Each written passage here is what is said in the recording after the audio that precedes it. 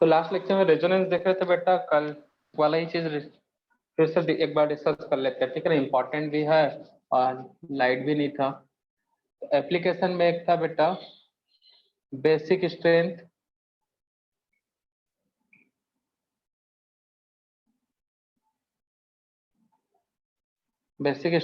Of a means and its derivative, sorry, NH3 and its derivative।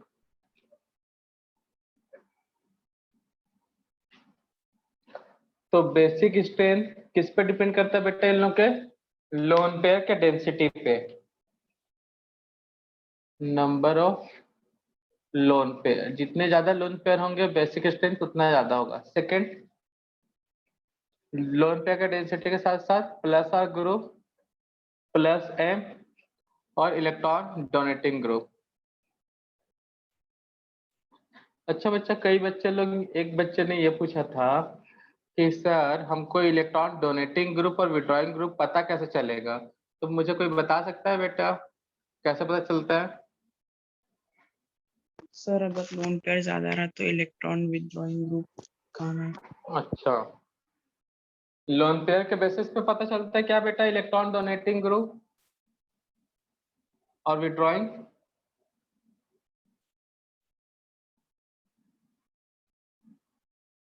यही बताया था मैंने बेटा कि इलेक्ट्रॉन डोनेटिंग ग्रुप है तो लोन पेयर होगा, या लोन पेयर होगा तो इलेक्ट्रॉन विड्रॉइंग ग्रुप होगा।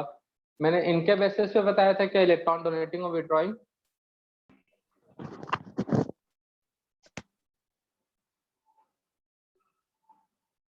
अगर कॉन्जुगेशन है तो प्लस आर वाले ग्रुप को इलेक्ट्रॉन डोनेटिंग लिखते कहा है भाई बार बार यहाँ पर? अगर कॉन्जुगेशन है तो प्लस आर प्लस एम के ग्रुप को इलेक्ट्रॉन डोनेटिंग बोलते हैं। अगर कॉन्जुगेशन है तो माइनस आर माइनस एम को बोलते हैं इलेक्ट्रॉन विड्रॉइंग ग्रुप। अगर कॉन्जुगेशन नहीं है तो माइनस आई को इलेक्ट्रॉन विड्रॉइंग। अगर कॉन्जुगेशन नहीं है तो प्लस आई को इलेक्ट्रॉन डोनेटिंग ग्रुप कहा जाता है। बार बार वहां बाजू में नोट किया जाता है, फिर भी नहीं समझते हो। तो यहाँ पे कल मैंने एक क्वेश्चन करवाया था बेटा,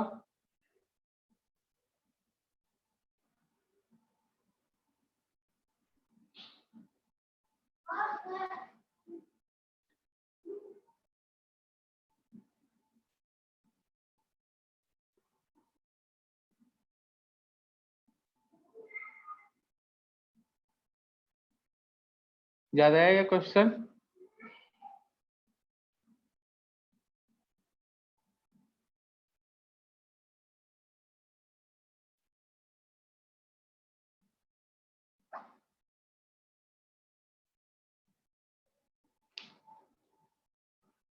compound A B C D, basic strength पूछा था मैं।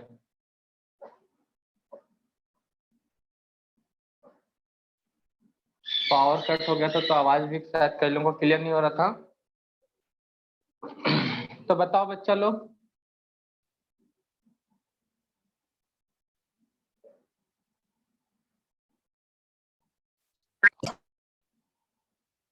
Order of basic strength.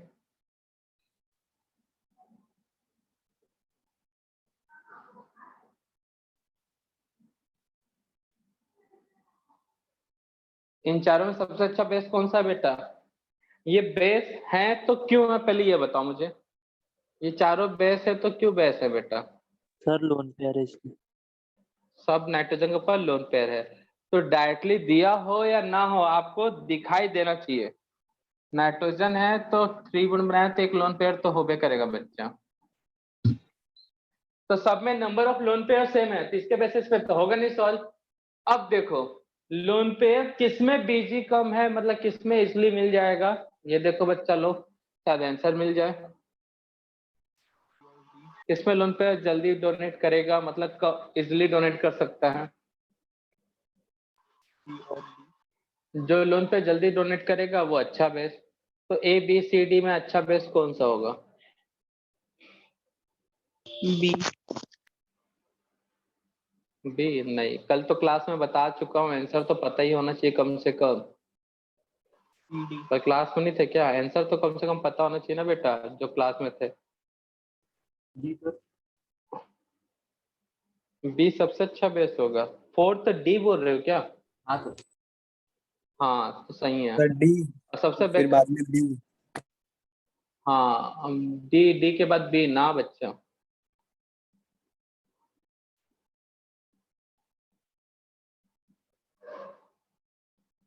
गलत सर डी बता रहे सी हो। A B. D C A B अभी भी करेक्ट नहीं है। C D B A. हाँ सर। बेटा सबसे अच्छा डी है तो सी डी कहाँ से आएगा? Sir D C B A. D C B A, हाँ रिवर्स चलना है, ठीक है ना? क्यों ऐसा है बच्चा लोग?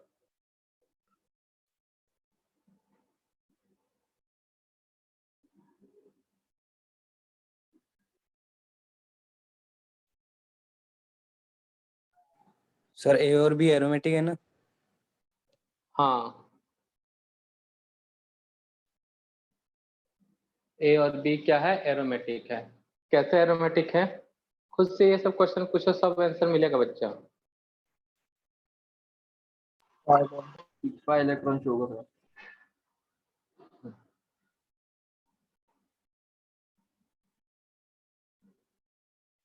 पाई इलेक्ट्रॉन, किसमें पाई इलेक्ट्रॉन क्या है?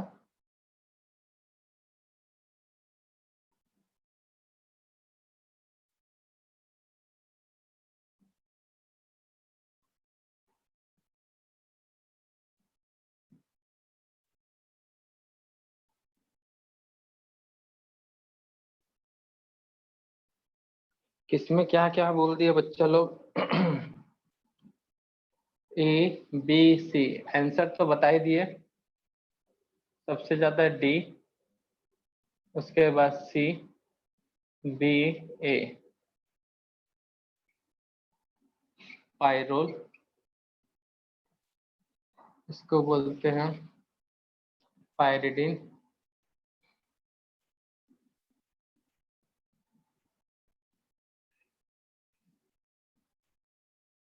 मॉर्फोलिन, और इसको बोलते हैं पिपरिडिन।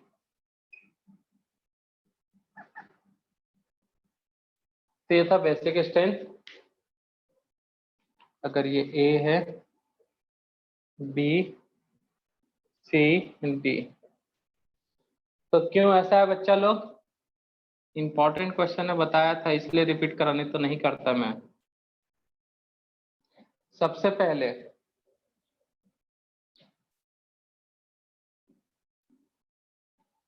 यहाँ पे लोन पेयर है, तो बेटा ये लोन पेयर कॉन्जुगेशन में है।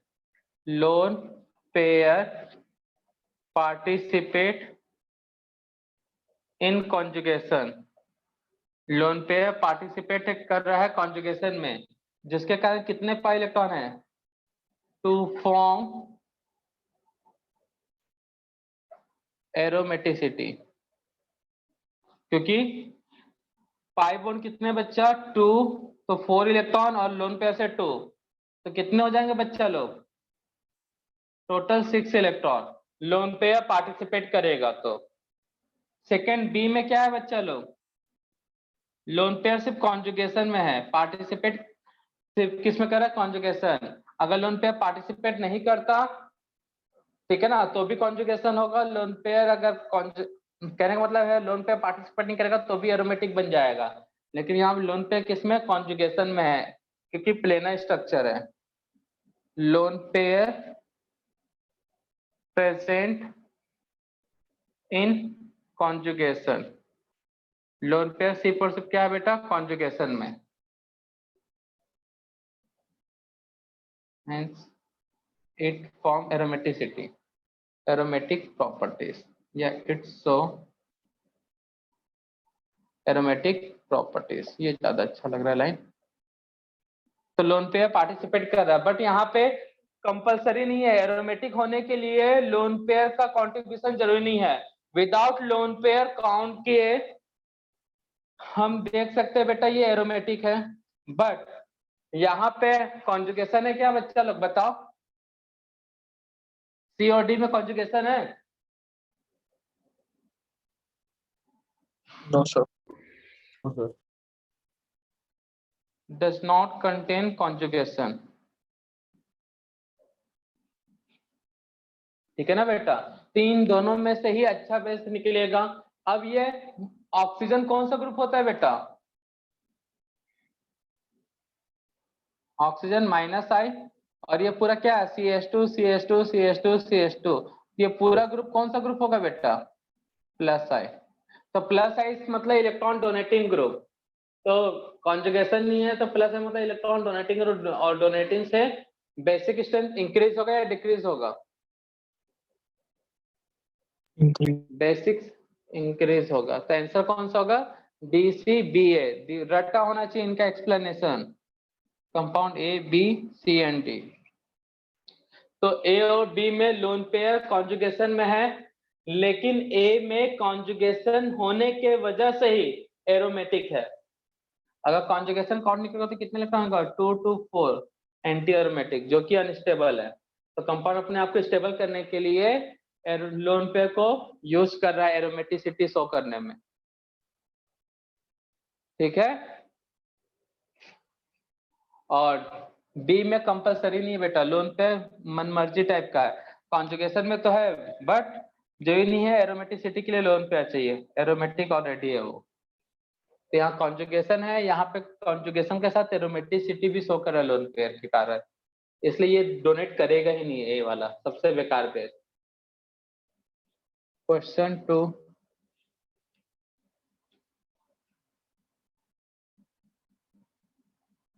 NH2 में प्लस और ग्रुप लगा लेते कहीं पे भी, लाइक NO2 NH2, यहाँ पे लगा लेते हैं कोई -R group, sorry plus -IR है ये, +R मतलब OH। OH की जगह पे क्या रखा जाए यहाँ पे? Ordering OR। चलो बताओ आंसर क्या होगा?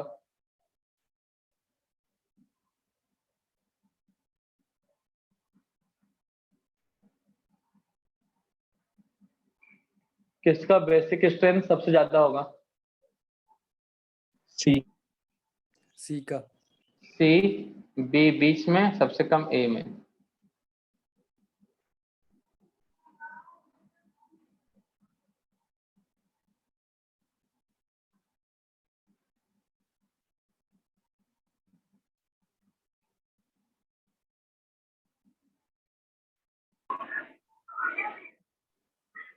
बातें नहीं, मतलब माइक म्यूट कर लो बेटा।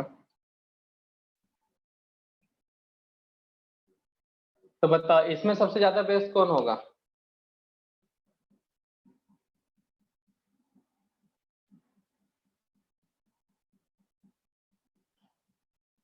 सबसे सर अच्छा ए। बेस कौन सा होगा? Sir A, number of A। Lone pair high है बेटा, ठीक है ना? ए, उसके बाद C। सी। C, B लोन पेयर के बेसिस पे, ठीक है ना? तो इस टाइप का क्वेश्चन सॉल्व हो जाएगा। Yes sir.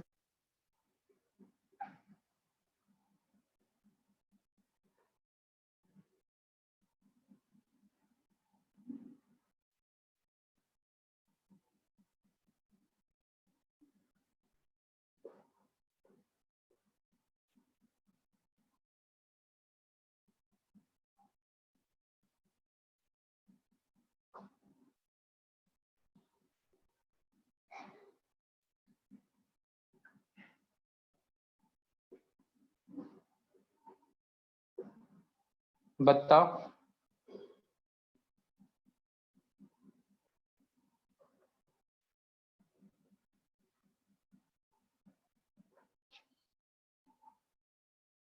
क्या होगा बताओ?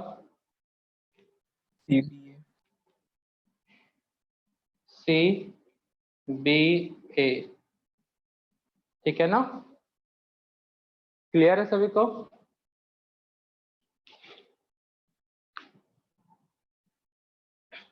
तो कर लोगे ना इस टाइप का क्वेश्चन सॉल्व? ये था रेजोनेंस, जो कि हुआ कंप्लीट। छापो जल्दी।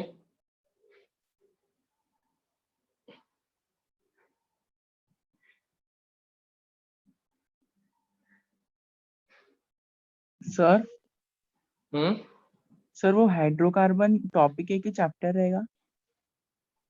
बेटा चैप्टर है।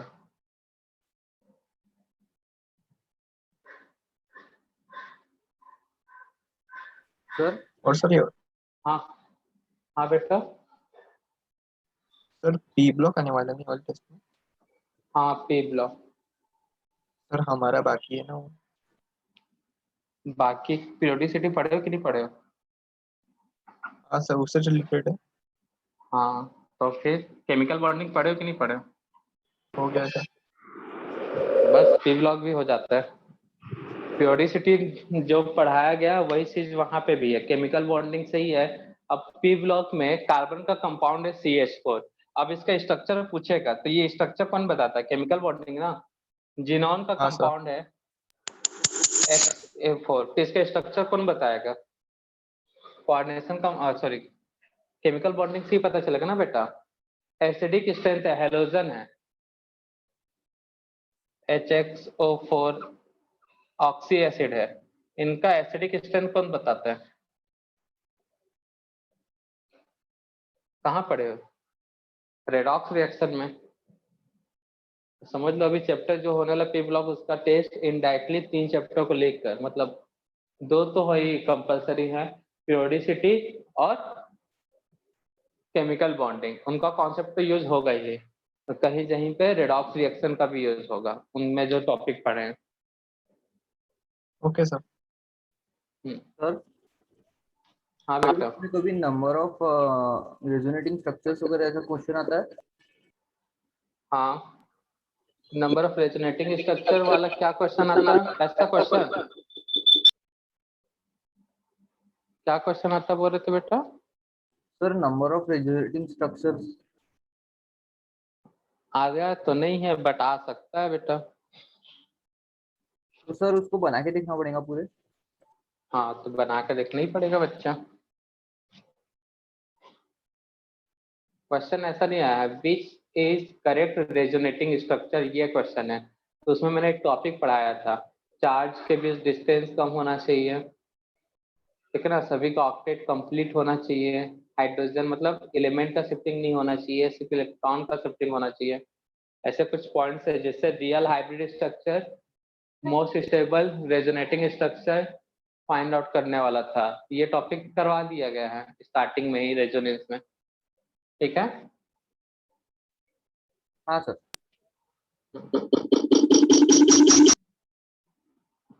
नोट कर लो। इतना ज्यादा इको क्यों हो रहा है भाई तुम्हारे माइक में?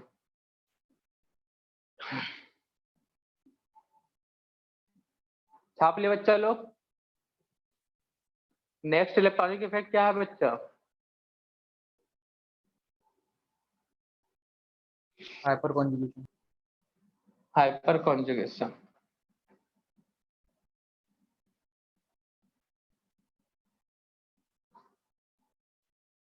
अच्छा आइए पे एक नॉमेनक्लेचर देना है क्या test topic? No sir P block. कई एक दो बच्चे लोग आस लगा कर रखे थे कि है आईयूपिक नॉमेनक्लेचर है। ऐसा नहीं बेटा, पी ब्लॉक ही रहेगा। और क्या क्या क्वेश्चन देने वाले हैं पहले बता देंगे हम, ठीक है ना।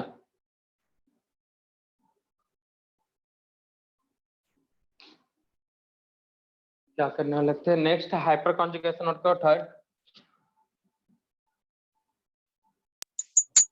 हाइपर। किसका माइक है बेटा जो इतना परेशान कर रहा है?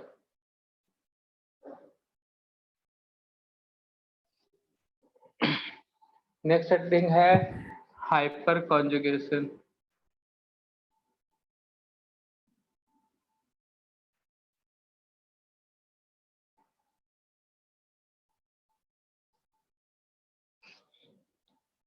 इसको एक और टर्म से बुलाया जाता है बेटा, नॉन बॉन्डेड रेजोनेंस।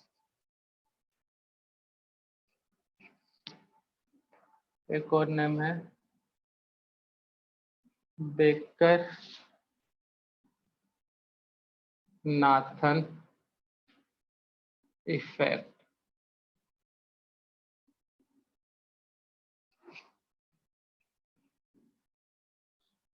सिंपल सा टॉपिक है बेटा। The shifting of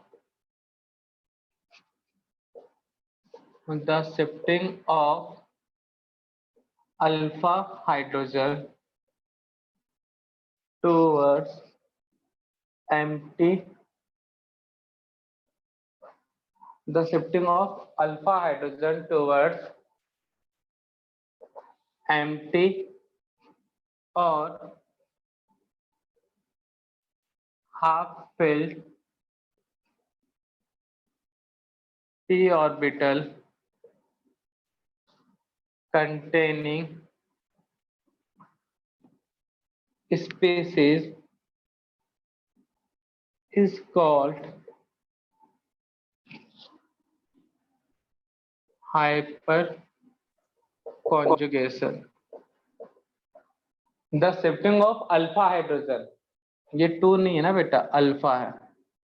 The shifting of alpha hydrogen towards empty or half-filled p orbitals containing species called hyperconjugation. अब बात आता है यहाँ पे परेशान करने वाले, सर ये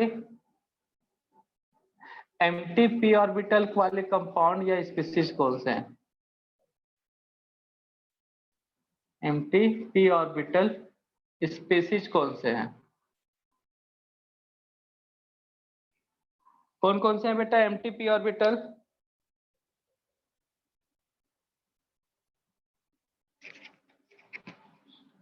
ऑर्गेनिक केमिस्ट्री की बात करें तो एल्कीन, ठीक है। सेकेंड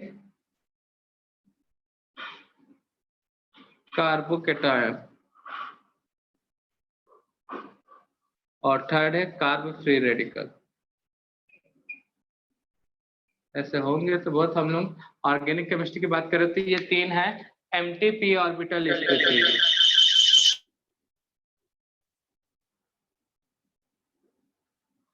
ये 3 कंपाउंड क्या है बेटा? empty p orbital species. अब बात आता है ये भी कि ये कैसे हो सकते हैं, है ना बच्चा लोग? इनको क्यों कहा गया? तो एल्किन का जब हाइब्रिडेशन होगा तो कार्बन का ग्राउंड स्टेट में कितने इलेक्ट्रॉन होंगे बेटा? कार्बन के इलेक्ट्रॉनिक कॉन्फ़िगरेशन करोगे तो 2s2 2p1 सॉरी 2p2 यही होता है ना? होता है कि नहीं बच्चा लोग? Yes sir. Yes sir. तो ये ग्राउंड स्टेट में आया बेटा। एक्साइटेड स्टेट में क्या होगा ये? सर एक उधर चला जाएगा। ठीक है ना। एल्किन में हाइब्रिडेशन क्या होता है बच्चा लोग? sp2, ठीक है ना। तो ये अच्छा एल्किन के हिसाब से तो ग्राउंड स्टेट बनाने का जरूरत नहीं है। एक आया यहाँ पे sp2, तो एक वेकेंट ऑर्बिटल मिलेगा ही बेटा। अगर मैं कार्बोकेटायन की बात करूं तो उसमें भी हाइब्रिडेशन क्या होता है बेटा? 4 इलेक्ट्रॉन होता है। ग्राउंड एक्साइटेड स्टेट में इस तरह से 4 इलेक्ट्रॉन होंगे बेटा, जिससे पॉजिटिव चार्ज के कारण कार्बोकेटायन में ये 1 इलेक्ट्रॉन बाहर, sp2 हाइब्रिडेशन, तो इसके पास भी p ऑर्बिटल बचेगा। फ्री रेडिकल के पास, ठीक है ना, हाइब्रिडेशन sp2 आता है बेटा, तो एक हाफ फिल्ड p ऑर्बिटल बचेगा। समझ में आ रहा है जो हम कहना चाह रहे हैं? तो sp2 हाइब्रिडेशन होगा तो भी p ऑर्बिटल हाफ वेकेंट होगा। कार्बोकेटायन होगा sp2 तो भी कार्ब फ्री रेडिकल sp2 है तो हाफ फिल्ड है, ना कि वेकेंट है। तो याद रखना बेटा इनको। इन्हीं तीनों में क्या मिलेगा? कॉन्जुगेशन, ठीक है ना। Alkene, carbocation and carb free radical. इसके पास क्या होता है बेटा? वेकेंट ऑर्बिटल या फिर empty p orbital. Empty p orbital. Carbocation के पास भी क्या होता है बेटा? Empty p orbital. इसके पास क्या होता है बेटा?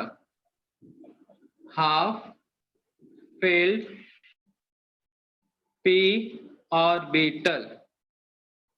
क्या होगा बच्चा इसके पास? Half filled p orbital.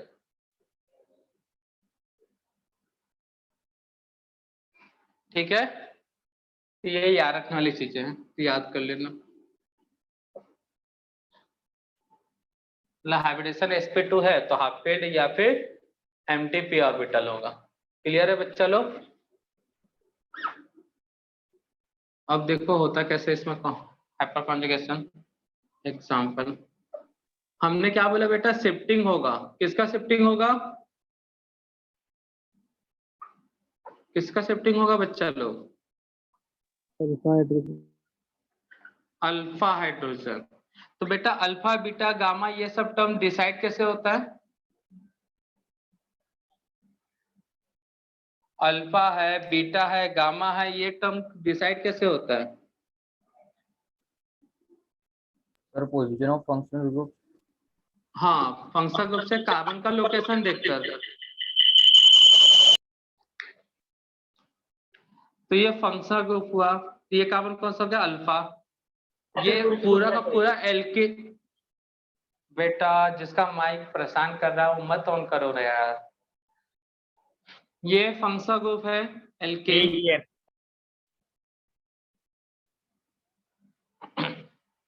ठीक है ना। तो ये कार्बन अल्फा, ये फंक्शनल ग्रुप है फ्री रेडिकल, तो ये कार्बन अल्फा।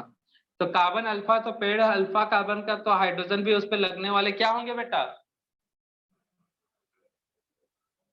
क्या होंगे बेटा, अल्फा हाइड्रोजन। तो बोला क्या, शिफ्टिंग ऑफ अल्फा हाइड्रोजन। कहाँ शिफ्ट होगा बेटा अल्फा हाइड्रोजन,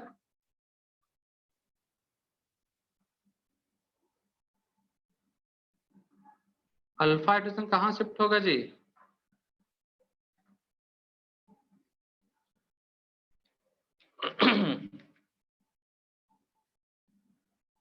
अल्फा हाइड्रोजन को कहाँ शिफ्ट कराया जाएगा, towards empty P orbital. Empty P orbital. हाँ, तो ये वाला यहाँ चल गया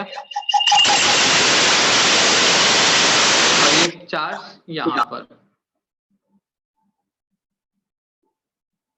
ये इस कार्बन पे, ठीक है ना, ये वाला कार्बन पे, और ये पाई बॉन्ड इन दोनों के बीच। बस सेम यहाँ पे भी, ये इस जगह पे, और ये जो रेडिकल वाला साइन है इस कार्बन के ऊपर इंटरचेंज हो रहा है। तो देखो यहाँ पे पाई बॉन्ड शिफ्ट हो रहा था, तो कई लोग इसको रेजोनेंस की तरह ट्रीट करते हैं। तो ये रेजोनेंस नहीं होगा क्योंकि हाइड्रोजन एटम शिफ्ट हुआ है, तो रेजोनेंस में एटम का शिफ्टिंग नहीं होता। तो इसलिए इसको टर्म्स एक और नेम से पहचाना गया। कौन सा नाम दिया गया बेटा, नॉन बॉन्डेड रेजोनेंस, ठीक है ना। विदाउट बॉन्ड के, पाई बॉन्ड के भी रेजोनेंस होता है, मतलब शिफ्टिंग हो रहा है, चार्ज का एक एंड से दूसरे एंड में शिफ्टिंग हो रहा है, या पाई बॉन्ड का शिफ्टिंग हो रहा है। इस तरह से देखो बेटा, रेडिकल में ऐसा शिफ्टिंग नहीं होता, ठीक है ना, यहाँ से यहाँ ऐसे। एक्चुअल में होता क्या है देखो, रेडिकल में फिर रेडिकल बनता है, हाइड्रोजन अपना इलेक्ट्रॉन ले लेगा, कार्बन अपना इलेक्ट्रॉन ले लेगा, तो क्या बनाएगा बेटा, H रेडिकल, CH रेडिकल और CH2 रेडिकल। तो ये हाइड्रोजन रेडिकल इसके पास जाएगा, रेडिकल रेडिकल क्या बना लेंगे, बॉन्ड, ऐसे बनता है। बट ये समझने के लिए था, याद ऐसे ही रखो। ये था हाइपर कॉन्जुगेशन। हाइपर कॉन्जुगेशन किसमें मिलता है बच्चा लोग, एल्कीन, कार्बोकैटायन और कार्बो फ्री रेडिकल। तो इन्हीं के रिलेटेड इनका एप्लीकेशन आएगा बेटा, एप्लीकेशन, ठीक है ना, stability of carbocation, कार्बो free radical and alkene is directly proportional to number of alpha hydrogen। तो जितने ज्यादा अल्फा हाइड्रोजन होंगे उतना ज्यादा क्या होगा बेटा, स्टेबिलिटी, ठीक है ना। सेकेंड एक क्वेश्चन आता है ऑर्गेनिक में, हीट ऑफ हाइड्रोजनेशन। हाइड्रोजन को जब ऐड करवाया जाएगा तो जो भी अमाउंट में हीट रिप्लेट मतलब रिलीज होगा या एमिट होगा उसे बोलेंगे हीट ऑफ हाइड्रोजनेशन।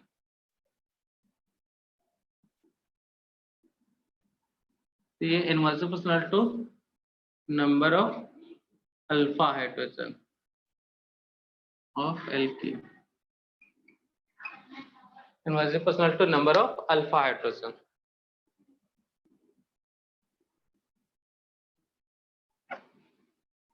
तो बेटा तुमको कार्बोकेटाइन की स्टेबिलिटी ऑर्डर पता है ना?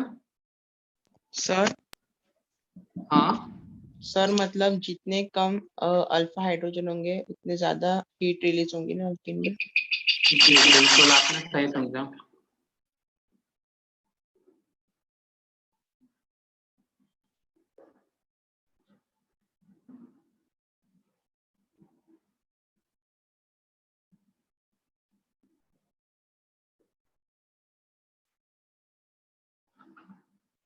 क्या होगा बेटा स्टेबिलिटी ऑर्डर?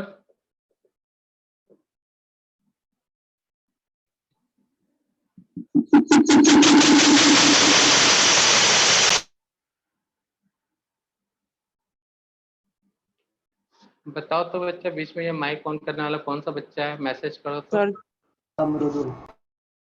सर मृदुल मिश्रा। मृदुल बेटा मृदुल माइक ऑन नहीं करोगे तुम, पहले बता दे रहे हो। अब बेटा डाउट है तो डाउट क्लास में पूछ लेना, ठीक है ना? तुम्हारे वजह से नहीं तो सबको डाउट होगा। पता नहीं कहाँ पे क्या डाउट है बेटा। शिफ्टिंग ऑफ अल्फा हाइड्रोजन, तो उसको बोले हम लोग हाइपर कॉन्जुगेशन। अब एम्प्टी ऑर्बिटल क्यों है? सब में हाइब्रिडेशन sp2 है, तो बेटा एक पी खाली है तो एम्प्टी तो होगा ना। अगर यूज हुआ रहता तो sp3 हाइब्रिडेशन होता। तो इतना कॉमन सेंस यूज करके याद रख सकते हो कि एल्कीन होगा, कार्बोकेटाइन होगा, कार्ब फ्री रेडिकल होगा। अल्फा हाइड्रोजन, फंक्शनल ग्रुप से पहला कार्बन अल्फा, उस पर लगे हाइड्रोजन, अल्फा हाइड्रोजन। तो कहाँ पे डाउट है देख लेना बेटा। अब बस काउंट करना है यहाँ पे। तो बताओ कितने अल्फा हाइड्रोजन है? ये functional group, functional group, functional group, तो उससे अटैच कार्बन अल्फा।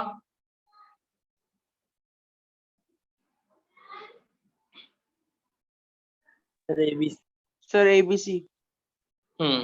तो अल्फा हाइड्रोजन देखो बेटा 9, अल्फा हाइड्रोजन एक पे 3 है तो 2 अल्फा कार्बन है तो कितना हो जाएगा बेटा 6, अल्फा हाइड्रोजन 3। तो सबसे ज्यादा स्टेबल कौन सा होगा? A B C. अब बताया भी था ये टर्सरी है, सेकेंडरी, और ये क्या है बेटा? प्राइमरी, ठीक है ना? तो अल्फा हाइड्रोजन काउंट करो, स्टेबिलिटी पता चल जाएगा बेटा।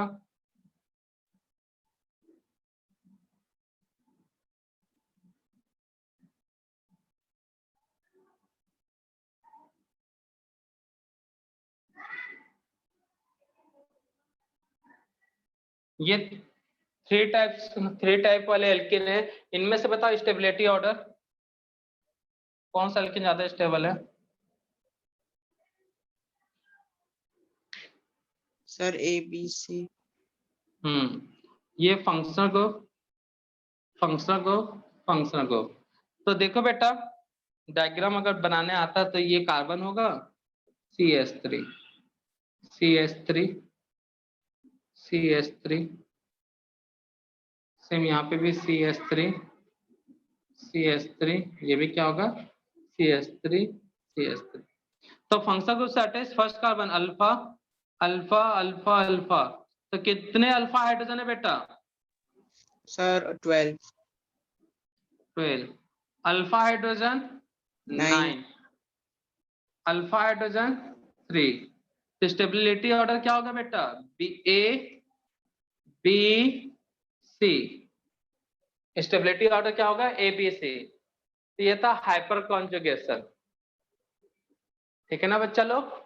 तो हाइपर कॉन्जुगेशन सबसे सिंपल है बेटा, अभी तक जितना भी पढ़े हो। कहाँ पे शिफ्ट होगा? Half field. हाफ फील्ड के एग्जांपल बता दिया हूं, क्योंकि हाइब्रिडेशन sp2 हाफ फील्ड या full field, sorry vacant, vacant p orbital होना चाहिए या फिर हाफ फील्ड। तो हाइब्रिडेशन करना चाहिए sp2 number of alpha hydrogen बचपन में बता दिए ऑर्गेनिक केमिस्ट्री के।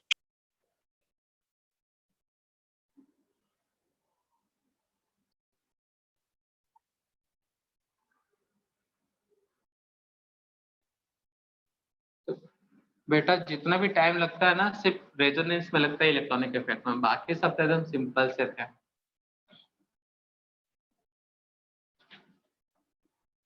उसके बाद एक अंतिम लास्ट टॉपिक इलेक्ट्रॉनिक इफेक्ट में, electromeric effect.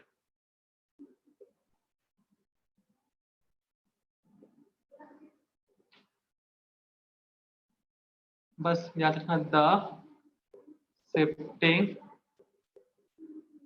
Of pi bond electron in the presence of nucleophile मतलब Nu minus and electrophile के लिए सिंबल क्या यूज होता है बेटा, E plus is called electromeric effect, ठीक है ना बेटा। तो इलेक्ट्रॉन पाई बॉन्डेड इलेक्ट्रॉन का शिफ्टिंग हुआ किसी एक एलिमेंट के ऊपर, तो इस पूरे इफेक्ट को बोला जाता है इलेक्ट्रोमैग्नेटिक। लेकिन इसके लिए क्या होना चाहिए बेटा, न्यूक्लियोफाइल या फिर इलेक्ट्रोफाइल, दोनों में से किसी एक का होना जरूरी है। एग्जाम्पल,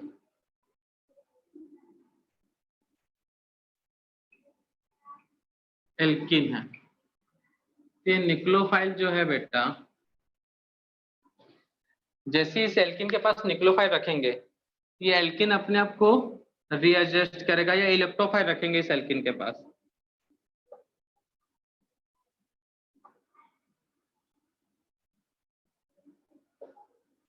ठीक है ना। जैसे इस एल्किन पे इसको ऐसे बोल बनाते हैं,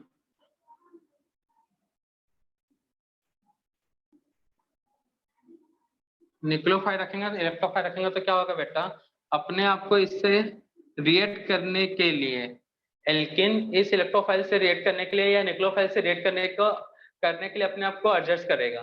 मतलब ये है, इसके पास ये आ गया, तो ये क्या करेगा बेटा, एल्किन अपने आप को इसके काबिल बनाएगा ताकि इससे रिएक्शन कर सको, ठीक है ना। न्यूक्लियोफाइल के काबिल बनाएगा ताकि रिएक्शन कर सकूं। तो बेटा इलेक्ट्रोफाइल से रिएक्शन करने के लिए कंपाउंड के पास क्या होना चाहिए बेटा, नेगेटिव चार्ज या पॉजिटिव चार्ज,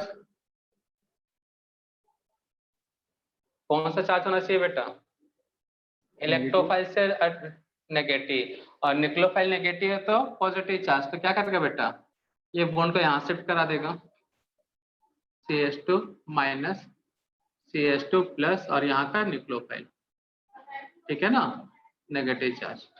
सेम यहाँ पे क्या करेगा बेटा, इसके काबिल बनाने के लिए नेगेटिव चार्ज बना लेगा अपने आप को,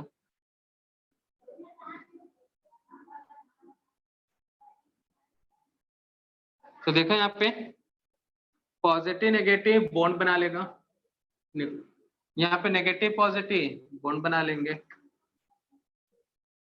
और जैसे यहाँ से हम इलेक्ट्रोफाइल को रिमूव कर दिए तो वापस ये बन जाएगा, जैसे न्यूक्लियोफाइल को यहाँ से रिमूव कर दिए तो वापस से ये बन जाएगा बेटा। तो हुआ क्या, पाई बॉन्ड का शिफ्टिंग हुआ जिसके कारण नेगेटिव चार्ज इसका बन पाया था, या फिर पाई बॉन्ड का शिफ्टिंग हुआ तो पॉजिटिव चार्ज बना। तो इसी पूरे फिनोमेना को बोलते हैं इलेक्ट्रोमैग्नेटिक इफेक्ट।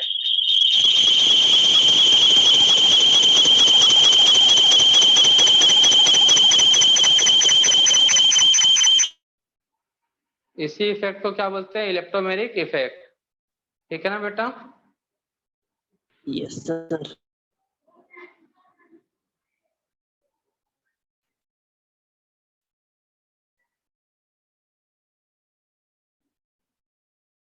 सर अगर ट्रिपल बॉन्ड रहा तो, ट्रिपल बॉन्ड रहा तो भी शिफ्ट होगा बेटा। तो सर एक साइड डबल बॉन्ड रहेगा और एक साइड सिंगल बॉन्ड रहेगा ना। हाँ, तो क्या होता है उससे, किसी एक कार्बन पे शिफ्ट तो होगा ही, उस पे अभी दिमाग ना लगाओ कि किस पे जाएगा, ठीक है ना बच्चा। Okay sir.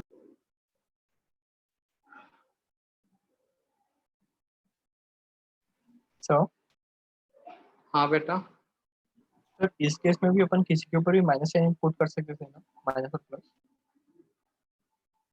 हाँ किसी के ऊपर भी कर सकते हो। अगर मान लो यहाँ माइनस लगाते, यहाँ पे अगर मतलब इधर माइनस लाते, इधर प्लस लगाते तो इधर ऐड होता, ठीक है ना। अब किस पे पर्टिकुलर माइनस चार्ज आएगा, किस पे पॉजिटिव चार्ज आएगा, इस चीज को क्लियर करने के लिए रिएक्शन मैकेनिज्म डिस्कस करेंगे और वहां पे एडिशनल रिएक्शन मैकेनिज्म पढ़ा जाएगा, वहां पे क्लियर होगा ये। ठीक है, बस इलेक्ट्रोमेरिक इफेक्ट में आपको इतना ही रखना है, कहाँ नेगेटिव चार्ज आएगा, किस कार्बन पे पॉजिटिव चार्ज लाएं, ये सब के लिए आगे डिस्कस करेंगे हम लोग मैकेनिज्म। ठीक है बच्चा लोग, तो इसका डिटेल डिस्कशन होगा एडिशन रिएक्शन मैकेनिज्म में। ठीक है, यस सर। तो ये था इलेक्ट्रॉनिक इफेक्ट हुआ कंप्लीट। अब बेटा अगर इलेक्ट्रॉनिक इफेक्ट के क्वेश्चन आपको सॉल्व करना है तो पहले से मैं बता देता हूँ बच्चा, अगर तुमको इलेक्ट्रॉनिक इफेक्ट का क्वेश्चन सॉल्व करना है -I + I -R + R, इनको अच्छे से रट लो ऑर्डर को। ठीक है ना, कॉन्जुगेशन हुआ तो ये इलेक्ट्रॉन डोनेटिंग ग्रुप होगा +R वाला, कॉन्जुगेशन नहीं है तो +I वाला इलेक्ट्रॉन डोनेटिंग ग्रुप। इस चीज को याद रखना बेटा। ठीक है, यस सर। ये था आपका इलेक्ट्रॉनिक इफेक्ट जो टॉपिक हुआ कंप्लीट। अब पार्ट स्टार्ट होगा जीओसी, सॉरी जीओसी बोलता हूँ, जीओसी के अंदर ही रिएक्शन मैकेनिज्म, जीओसी का लास्ट टॉपिक जीओसी 2 का। सर फिर जनरल ऑर्गेनिक केमिस्ट्री कंप्लीट हो जाएंगे ना पूरी? हाँ पूरा ऑर्गेनिक केमिस्ट्री कंप्लीट। सर हाँ बेटा, सर मैंने एक स्टेटमेंट पढ़ा है, उसमें लिखा था सर कि हेलोजेंस जो है उसमें इंडक्टिव हाँ इफेक्ट डोमिनेंट होता है मेसोमेरिक इफेक्ट के, मतलब क्या होता है सर उसका? बिल्कुल सही पढ़ा है, बिल्कुल सही पढ़ा है। जैसे एसिडिक स्ट्रेंथ फिनॉल देखोगे, ठीक है ना, अब कौन है यार सर मृदुल है, मृदुल। बेटा, मृदुल तुम्हारा माइक डिस्टर्ब कर रहा है, तुम्हारा नेटवर्क दिक्कत कर रहा होगा क्या? सर नमन का माइक बार बार। नमन का है, नमन को तो क्लास से बाहर भेजा हूं मैं, फिर क्लास में आ गया। नमन सर तो नमन क्लास नहीं में ही है। नहीं है ना बेटा। मृदुल सर वो नमन भी नहीं है, मृदुल भी नहीं है, कोई कोई और ही है, वो नाम चेंज सर करके दोनों आया एक ही है सर वो, क्योंकि नमन और मृदुल दोनों ही है, संजय का भी है। अभी मृदुल मेसरामी है बेटा, उसी का माइक से आ रहा है। सर नाम वो चेंज fake करके ID है, मृदुल का वो शायद इंदौर से का क्लास है। में जानबूझ के बाहर कर रहा कर दो सर उसको। नेम तो चेंज नहीं होगा ना, रिनेम वाला ऑप्शन इनेबल ही नहीं है। सर वो अपने मतलब अपने ट्यूशन के बच्चों के नाम से आ रहा है ना, तो आप एंटर कर लेते हो उनको। हाँ हाँ हाँ भगा सर। देते हैं।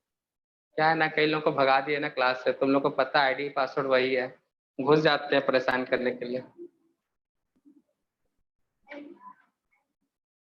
तुम्हारे कोई फ्रेंड है, ये याद रखना बेटा, हेलोजन के केस में मैं स्पेशली फ्लोरीन की बात नहीं कर रहा हूँ, सभी हेलोजन की बात कर रहा हूँ। ठीक है ना, फ्लोरीन हो, क्लोरीन हो, ब्रोमीन हो या आयोडीन हो। ठीक है, तो यहाँ पे मैंने अगर पूछा एसिडिक स्ट्रेंथ, तब आंसर क्या देते हैं?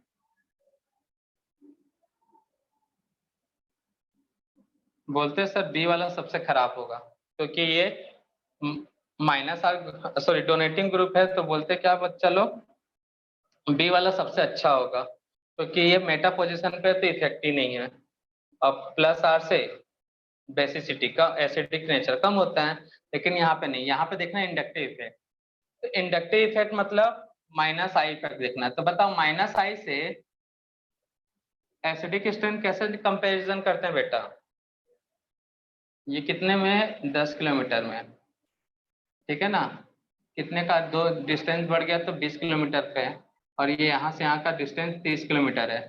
तो -I मतलब इलेक्ट्रॉन विड्रॉइंग ग्रुप, तो -I मतलब इलेक्ट्रॉन विड्रॉइंग ग्रुप अच्छा होगा तब ज्यादा एसिडिक होगा या बेसिक होगा? -I ग्रुप की तरह ट्रीट करना मतलब इलेक्ट्रॉन विड्रॉइंग ग्रुप, ठीक है ना बच्चा? तो -I पास होने से एसिडिक स्ट्रेंथ बढ़ता है या दूर होने से? बोलो। सर पास। पास होने से। ठीक है ना। तो सबसे ज्यादा कौन सा होगा, सी, उसके सॉरी सबसे ज्यादा ए के बाद बी के बाद सी। तो हेलोजन के केस में ठीक है ना, प्रॉपर्टीज डिसाइड करते समय याद रखना, अगर प्रॉपर्टीज पूछता है हेलोजन के रिसेप्ट में, प्रॉपर्टीज पूछेगा विथ रिस्पेक्ट टू हेलोजन, तो उसको कौन सा ग्रुप कंसिडर करोगे, -I, halogen consider as a -I group. ठीक है ना बच्चा लोग। लेकिन ऑर्डर पूछता है, मतलब ऑर्डर नहीं पूछता है, क्या बोले, रिएक्शन में पूछता है। अगर बेंजीन है, फ्लोरोबेंजीन है या क्लोरोबेंजीन है, उस समय अगर बोलता है तो इसमें +R ग्रुप लोगे। पूछेगा इलेक्ट्रोफाइल के साथ रिएक्टिविटी पूछा, एसिडिक स्ट्रेंथ के बारे में पूछा तो उस समय सिर्फ -I लेके चलोगे। एसिडिक स्ट्रेंथ पूछा या बेसिक स्ट्रेंथ पूछा तो क्या लेके चलोगे बेटा, -I। प्रॉपर्टीज में भी कौन सा, एसिडिक और बेसिक की बात किया जाए तो -I लेके चलना है। अगर रिएक्टिविटी पूछता है SEAR का तो उस समय क्या लेके चलोगे बेटा, +R। ठीक है ना। तो ये हेलोजन में थोड़ा सा एक्सेप्शनल है, इस चीज को याद रखना। ठीक है। फिनॉल का, कार्बोक्सिलिक एसिड का एसिडिक स्ट्रेंथ पूछा हेलोजन में तो उसको -I की तरह ट्रीट करना, मतलब जितना पास उतना इफेक्टिव। ठीक है बच्चा। सर एक्सपेरिमेंटली है। हाँ, देखा गया कि वो +R की तरह इफेक्ट नहीं कर रहा था, तो यहाँ पे हम लोग देख लिए, मतलब नोट कर लिए, जिन्होंने एक्सपेरिमेंट किया उन्होंने नोट करके बोल दिया, जब भी हेलोजन आए एसिडिक स्ट्रेंथ और बेसिक स्ट्रेंथ पूछा तो कोई भी +R के हिसाब से सॉल्व नहीं करेगा। ठीक है ना, सब -I के हिसाब से सॉल्व करेंगे। तो वो आदमी किसी को बताया, किसी को उसने बताया, फिर ऐसा ऐसा चलते चलते आज तक चल ही रहे। ठीक है। तो बोला जाता है यहाँ पे -I डोमिनेंट होता है +R से एसिडिक और बेसिक में। ठीक है बच्चा लोग। और बेटा तो और टॉपिक चल रहा है इलेक्ट्रॉनिक इफेक्ट, और उसका क्वेश्चन सॉल्व करके एक दो बच्चे लोग पुराना क्वेश्चन पे लगे हुए हैं। तो बेटा जो लोग पुराने क्वेश्चन पे लगे हुए हैं तो जल्दी से जल्दी वो वाला टॉपिक कंप्लीट कर लो, मतलब आइसोमेरिज्म वाले में है पहुंचे हैं तो कंप्लीट करके जो टॉपिक करंट में चल रहा है उस पर ज्यादा फोकस करो।